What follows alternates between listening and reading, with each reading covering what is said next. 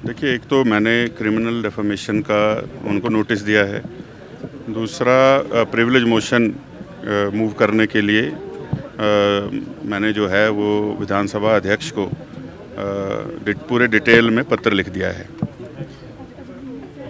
तो इसमें जो आपने नोटिस दिया है प्रिविलेज मोशन की भी आपने बात इसमें कही है, क्या लगता है आपको किसके ऊपर एक्शन किस तरह से होना चाहिए, स्पीकर को किस तरह से इसके ऊपर? नहीं, वो प्रिविलेज कमेटी को माननीय अध्यक्ष भेजेंगे और वहाँ फिर जो निर्णय होगा तो उसके ऊपर जो कार्रवाई बनती है नियमों के अनुसार वो कार्रवाई होगी। लेकिन वो तो आपको मास्टरमाइंड कह रहे हैं कि राज्यसभा में जो वोटिंग हुई है विधायक तो उन्होंने कहा कि मास्टरमाइंड आप ही हैं पूरी इसके जो ये हुआ।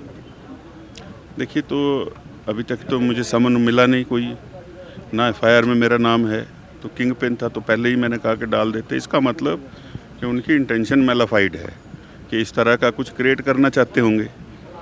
तो उनकी उस जो टिप्पणी है उससे ये पता चलता है। दूसरा, उन्होंने जो हाई कोर्ट में अभी केस चल रहा, आज उसमें एक याचिका दायर की थी कि सुधीर शर्मा के ऊपर जो है वो कार्रवाई की जाए, तो वो माननीय हाई कोर्ट ने आज रिजेक्ट की है। सुधीर जी, क्या आपको लगता है कि अब इसके बाद जो है नोटिस आपको आ सकता है इस मामले में, जिस तरह से आरोप एसपी ने लगाए हैं? देखिए, वो जब कानूनन आएगा तो उसका जो कानूनी कार्रवाई बनती है उसके अनुसार उसका जवाब देंगे। लेकिन जो उन्होंने आरोप लगाया है वो पहले ही माननीय सुप्रीम कोर्ट की गाइडलाइन है कि इसका लाइव प्रसारण किया जाए, इसको सब देखें और शेयर भी कर सकते हैं। तो शायद इसका उनको पता नहीं होगा। उसमें जो है ये है कि उसके लिए कोर्ट मास्टर या रजिस्ट्री से परमिशन लेनी होगी, आप कोई हिस्सा काट कर नहीं चला सकते, इसलिए आप पर आरोप लग रहा है कि आपने जानबूझकर वो एक हिस्सा काट कर चलाया। नहीं, जानबूझकर नहीं, वो तो सबसे ज़रूरी हिस्सा ही वो था कार्रवाई का, तो उसका तो चलना बनता ही था कि लोगों को पता चले। और अगर वो चलता नहीं तो शायद ये इतनी बड़ी कार्रवाई होती नहीं। और जिसको लेकर के पूरी हमारी पार्टी और प्रदेश के लोग और बहुत सारे लोग चाहते हैं कि निष्पक्ष कार्रवाई हो, तो वो कार्रवाई होती नहीं। तो तब जाकर ये सारी परिस्थितियां हुई हैं।